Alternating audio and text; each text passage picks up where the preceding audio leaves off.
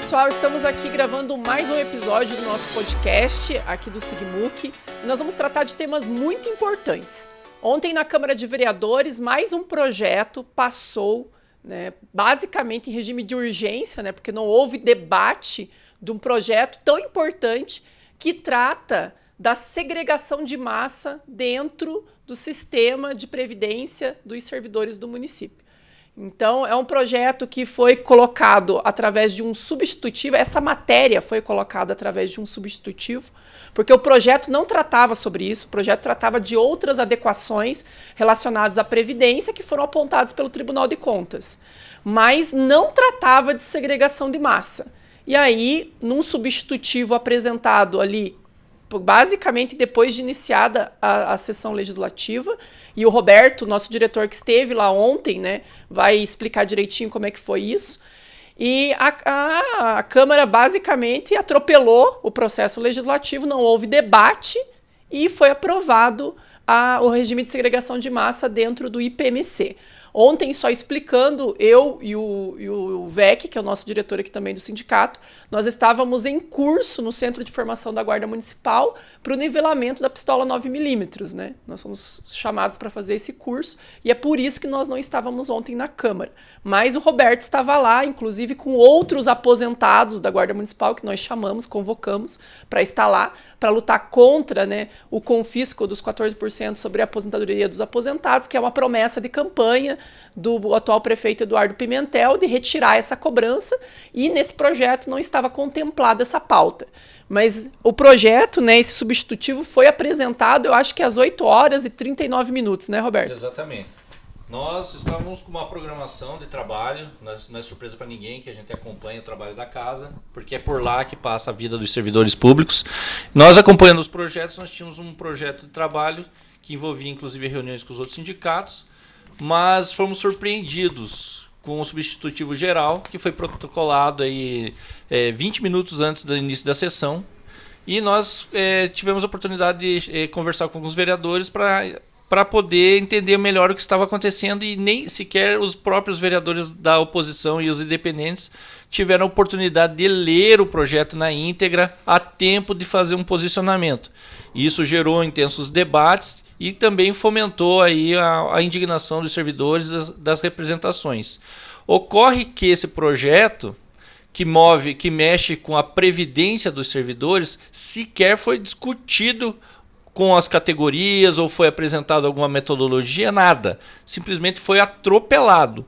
E hoje, em segundo turno, para surpresa de ninguém, em 6 minutos de sessão, o projeto foi aprovado em segundo turno. E a Regiane vai poder explicar agora o que isso impacta na vida de todos nós servidores. Então, pessoal, fazer uma explicação bem simples, assim, resumida, porque é um tema complexo, nós mesmos não fomos chamados, o SIGMUC faz parte do Conselho Fiscal do IPMC, mas isso não foi apresentado para o Conselho Fiscal, isso só havia sido apresentado na semana anterior para o Conselho de Administração, no qual nós não integramos. Tanto é que hoje, quando eu pude ler basicamente o projeto, a gente, ali na Câmara de Vereadores, conseguimos encontrar a presidente do IPMC, no final ali da sessão.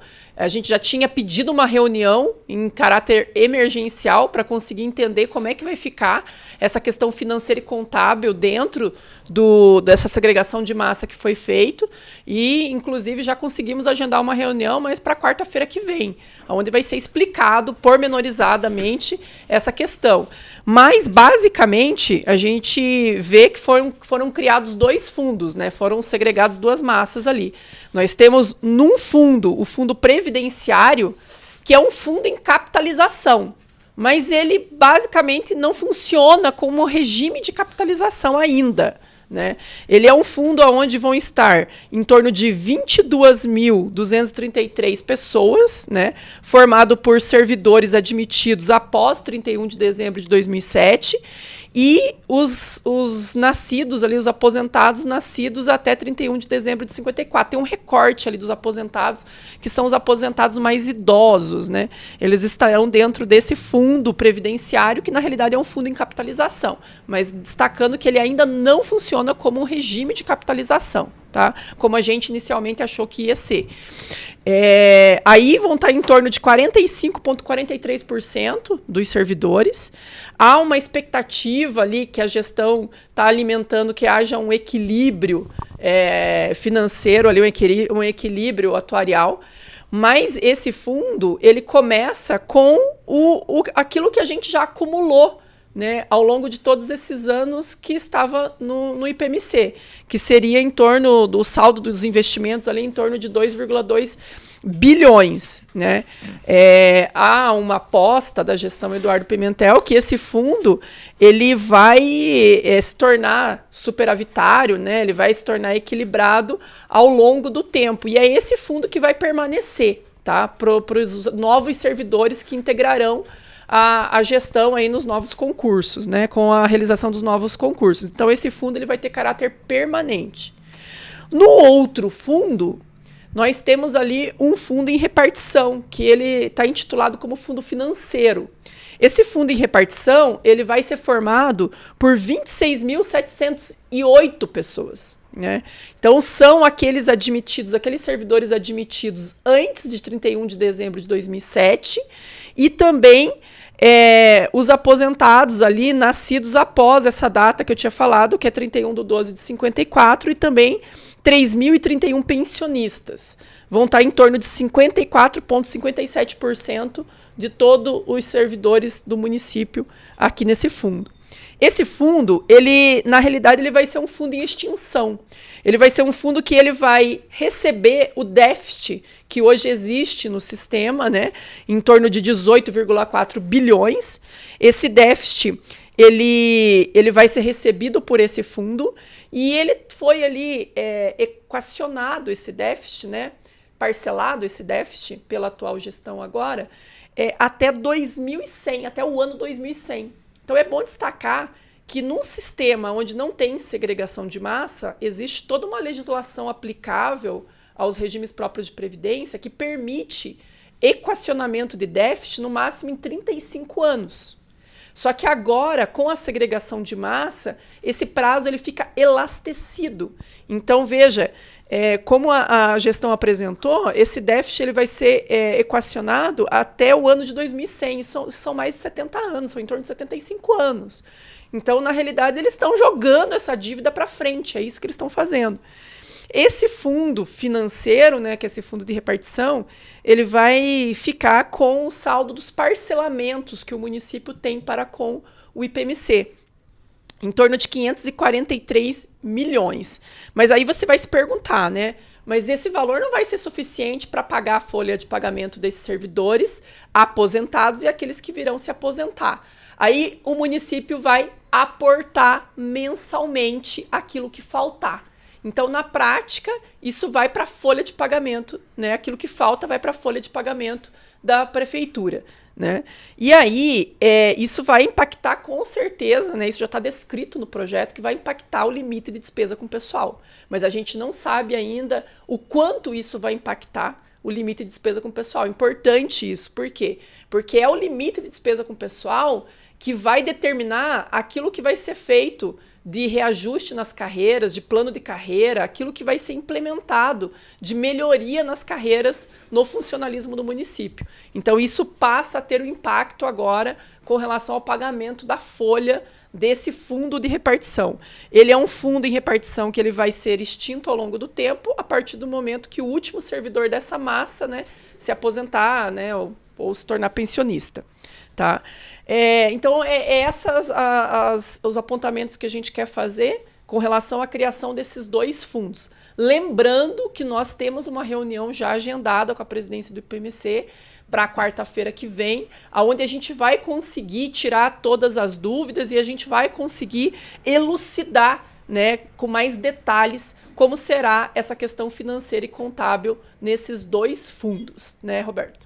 É verdade. Então, para vocês terem uma compreensão a respeito desse resumo que a Regiane acabou de fazer, eu acredito que em 3, 4 minutos não foi o suficiente para vocês terem a profundidade das informações necessárias para compreender todo o projeto. Por isso houve tanto questionamento na Câmara de Vereadores para que esse projeto fosse tirado de pauta, para que pudéssemos ter pelo menos um tempo adequado para fazer uma leitura mais aprofundada, uma análise mais técnica a respeito das alterações que estavam sendo propostas, justamente para compor aí qualquer necessidade de alteração. Perdeu-se também uma oportunidade importante, que era a promessa do prefeito Eduardo Pimentel, de já aproveitar esse momento para retirar esses confisco, que a gente fala confisco dos 14% dos aposentados, porque em breve isso vai acontecer, mas ele poderia ter aproveitado esse momento para tratar dessa questão que impacta muito e prejudicialmente os aposentados.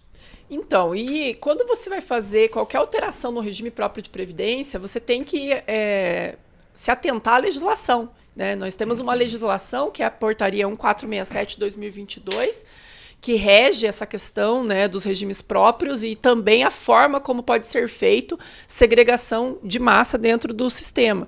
Então, agora a gente vai se debruçar no projeto de lei que foi apresentado, apresentado e aprovado na Câmara, e vai também se debruçar na legislação para verificar aquilo que pode ser feito, tanto do campo de vista, né, administrativo ainda, ou então judicial, para ver aquilo que a gente pode questionar e aquilo que pode ser trabalhado nesse aspecto, tá? Então é importante vocês acompanharem todas as publicações, tudo aquilo que a gente colocar nas redes sociais, porque nós estaremos debatendo esse tema agora junto ao IPMC e também junto às demais entidades sindicais para saber qual é o caminho que nós vamos adotar, né, daqui para frente.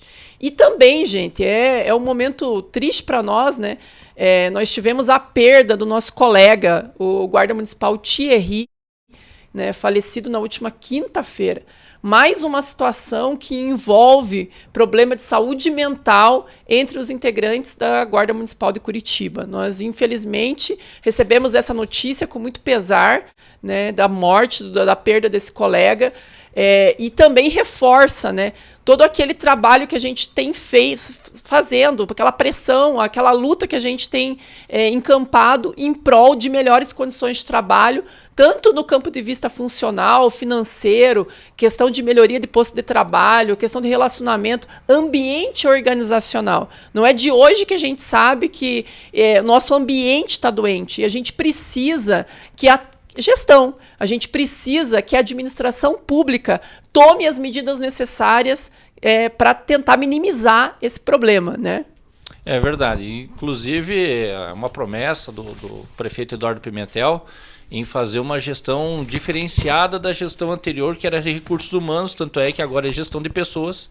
Mas essa pauta não é nova, a gente já vem há muitos anos lutando em cima dessa questão do falecimento dos nossos colegas e esperamos que a Secretaria de Gestão de Pessoas não se transforme na Secretaria de Gestão de Matrículas, porque a pergunta que nós queremos fazer aqui é até quando? Até quando essa situação vai ser negligenciada e deixada numa situação que a Prefeitura não vai se responsabilizar pelo adoecimento da corporação que insistentemente nós estamos falando que está adoecendo pela questão financeira, pelas questões de condições de trabalho e todas as situações que envolvem a nossa categoria da Guarda Municipal. Então, e lembrando, né, que não é de hoje que a gente está nessa pauta, estamos cobrando a atual gestão, inclusive existe uma ação judicial tramitando, né, a qual o SIGMUC teve que provocar o Poder Judiciário para ver cumprido a legislação federal, a Lei 14.531 de 2023, que trata desse sistema de proteção social que deve existir para amparar os profissionais da segurança pública. Então, logo nós ficamos sabendo, já fomos cobrar os gestores, fomos cobrar quais foram as providências tomadas, né? E aquilo que deve ser feito. Agora há pouco mesmo, algumas lideranças da Câmara já nos pediram outras informações. E lembrando que na semana anterior, né, no dia que estava sendo votado aqueles projetos também em regime de urgência, que a gente estava lá lutando na Câmara de Vereadores, nós também participamos da audiência pública na Alep, promovido pela deputada Ana Júlia, deputada estadual Ana Júlia, que tratava justamente sobre o adoecimento dos profissionais de segurança pública. Nós participamos dessa audiência pública e nós continuaremos na luta porque nós precisamos de melhores condições de trabalho para que a gente possa desenvolver com tranquilidade, a gente possa desenvolver com condições dignas, né, o trabalho que a gente faz em prol da população de Curitiba. Acompanhe todos os debates aí que a gente está fazendo com relação a esse tema da Previdência e todas as notícias que nós vamos postando aí, porque nós precisaremos nos manter unidos e mobilizados para fazer frente a todos esses ataques, a todas essas questões que nós estamos enfrentando. Bullseye.